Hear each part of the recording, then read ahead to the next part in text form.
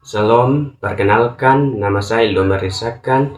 Saya mahasiswa Institut Agama Kristen Negeri Kumpang, Prodi Bimbingan Konseling dengan NIM 104 20 25 119. Di sini saya akan membahas satu topik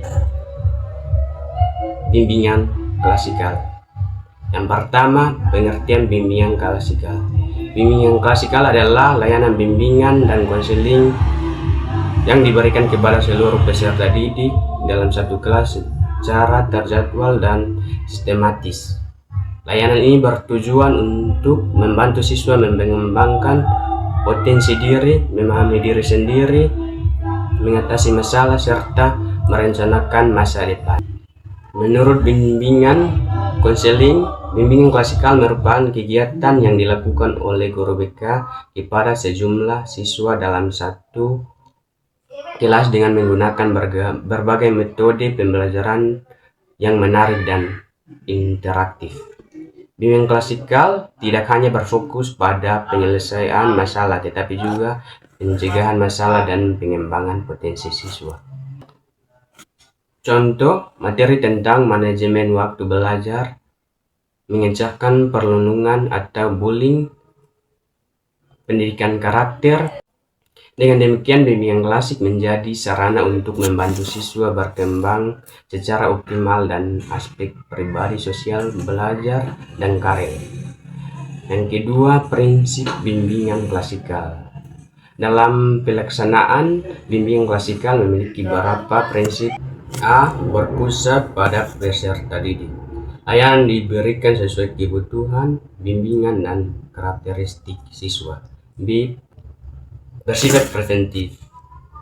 Bimbingan klasikal bertujuan mencegah munculnya masalah yang dapat menghambat perkembangan siswa. C. Bersifat perkembangan. Layanan membantu siswa mengembangkan kemampuan dan potensi yang dimiliki. D. Menghargai perbedaan individu.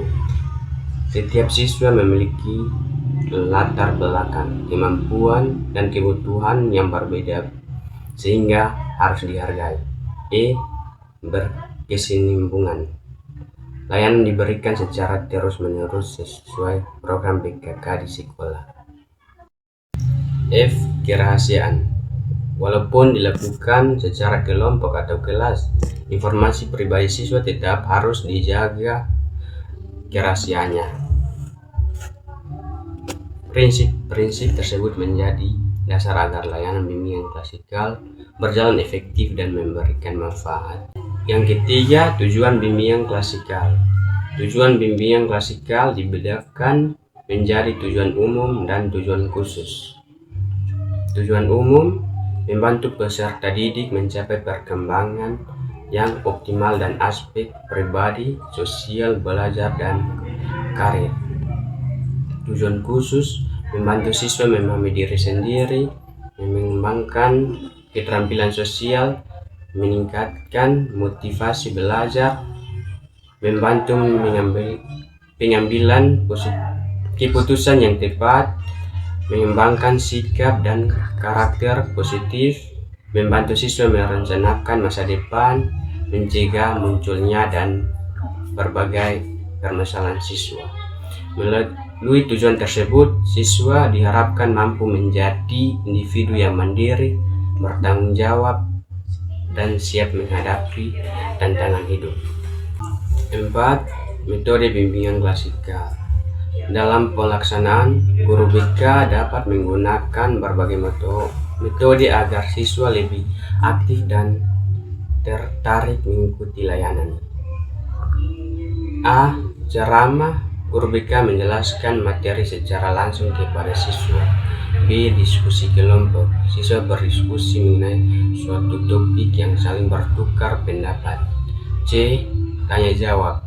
Memberikan kesempatan kepada siswa untuk mengajukan pertanyaan. D. Role playing atau bermain peran. Siswa memperhatikan suatu situasi tertentu untuk memahami materi. E. Studi kasus. Membahas suatu khusus untuk melatihan kemampuan berpikir kritis dan pemecahan masalah. F. Pemutaran video edukatif. Video digunakan sebagai media pembelajaran yang menarik. G. Games edukatif. Permainan yang mengandung unsur pembelajaran dan pengembangan keterampilan sosial. Penggunaan metode yang bervariasi membuat layanan menjadi lebih menarik dan tidak membosankan.